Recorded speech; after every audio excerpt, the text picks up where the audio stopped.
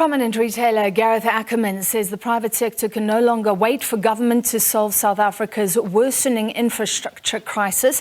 Addressing the annual summit of the Consumer Goods Council of South Africa, representing a sector that accounts for about 20% of South Africa's economic output, he spoke about the retail sector and its woes. It employs millions, of course.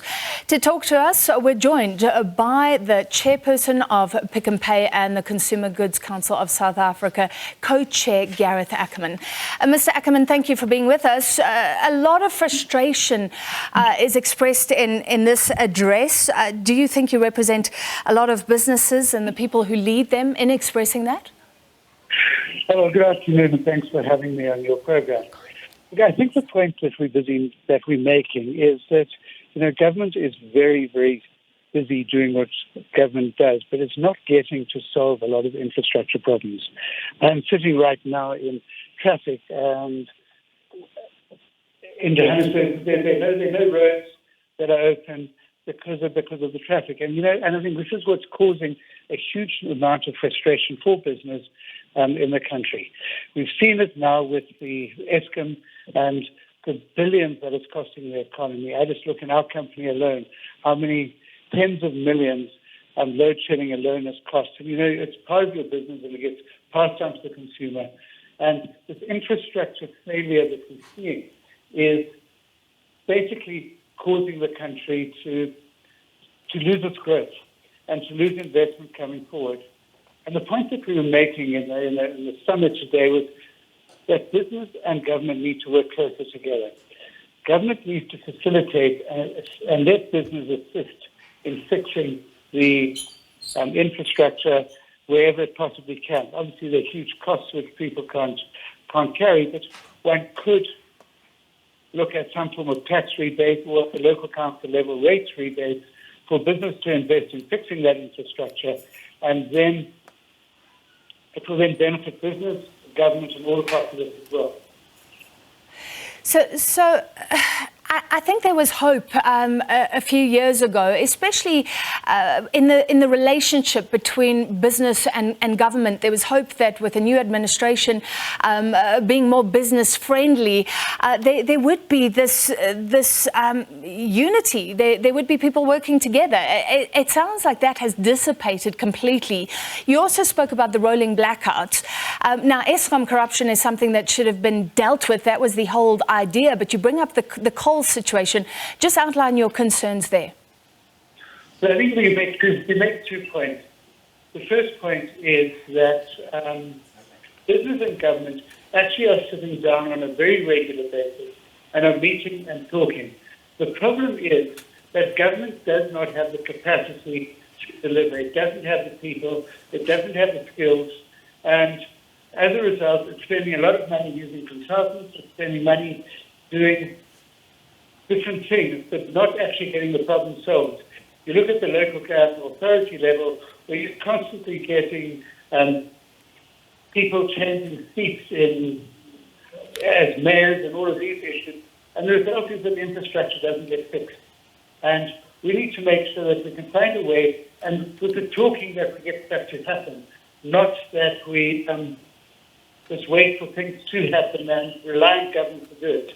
Government doesn't have the money, and government doesn't have the skills to. Yeah. But outline your concern around coal specifically. I mean, this would suggest that there's been inaction from government on the biggest crisis our economy is facing. Well, my issue, and I stress, this is what we've heard and we've heard it spoken about, is that poor quality coal is getting to the power stations, and the good quality stuff is not arriving where it's supposed to be arriving.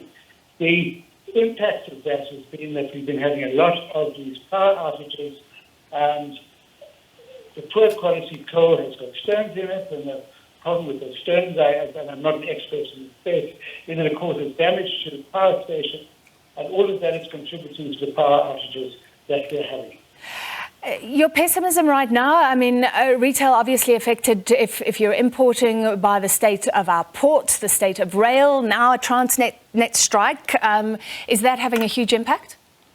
It's going to have a big impact. We're going into the big trading season for retail, and if we can't get imports in, we've got a problem. A lot of our basic food and other commodities coming into this country are coming in by ship.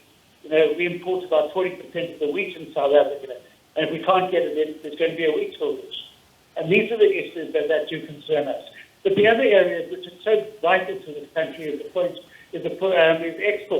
And if we can't get export, we're not going to hurt the forex, we're going to do damage to the economy as a whole.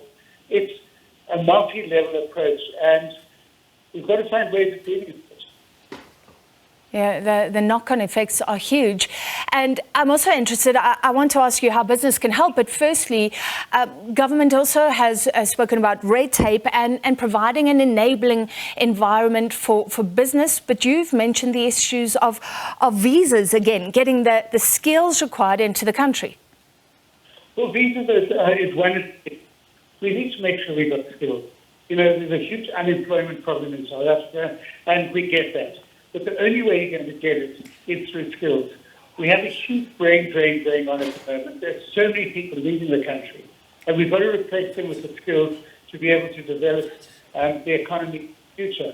And to do that, we need CEOs, we need senior management to come in with the requisite skills to help turn the country around.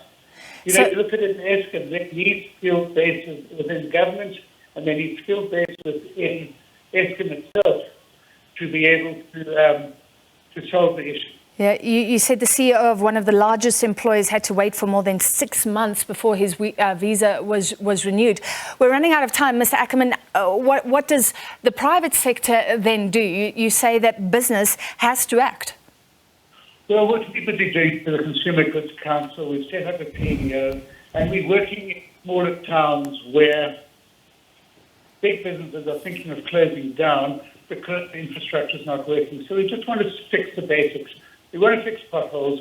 We want to make sure there's water. We want to make sure there's sewage. And we want to make sure that the litter is cleaned up. And if we can start doing those little things, we can do it. But we do need the local authorities and government to come to party and say, fine, if you're a business, pay for it. We will give you a rates rebate, because you can't actually have double taxation of these companies who're paying rates to have their roads fixed and their water working, and it's not being done. So they'll fix it, get it done. But we do need to make sure that business does get a rebate to make sure that they're not out of pocket for it. All right, thank you for your time tonight. That was the chair of Pick n Pay and the co-chair of the Consumer Goods Council of South Africa, Gareth Ackerman.